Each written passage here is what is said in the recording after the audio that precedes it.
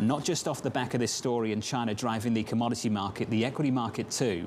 Fresh reopening hopes lifting Chinese stocks on US markets once again. Reports saying China may be planning on substantial changes to its COVID policy and scrapping rules that penalize airlines for carrying virus cases into the country.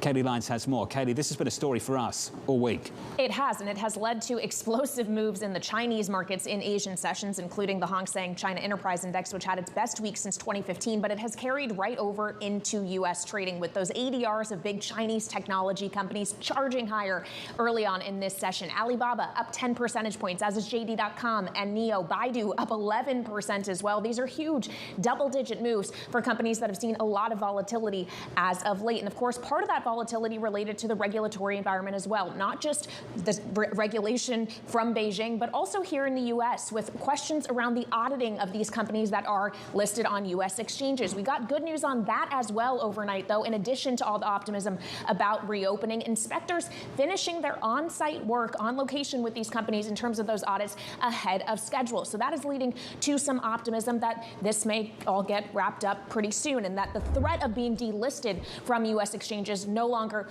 is going to be an overhang on these companies. But of course, an overhang it has been, in addition to COVID-0 and everything else, why the Golden Dragon China Index, HXC, is down about 77% from its peak in February of last year. But I would note that we've seen other high beta plays following that same pattern. The SPAC Index, for example, or the IPO ETF, even the ARK Innovation ETF, which is the poster child for growth, high multiple companies. All of them have seen downward decline, John. But of course, for Chinese companies, it has been very, very difficult. The picture, though, may be getting brighter, although we're still waiting for definitive confirmation that China is indeed going to start slowly reopening. Kailey Leinz, and if we get that confirmation, we all need to work out, is that good news? Yeah. Good news because we unravel some of those supply chain issues, or whether it's bad news? Bad news because we push a surge of demand through this commodity market. Kailey, which one is it?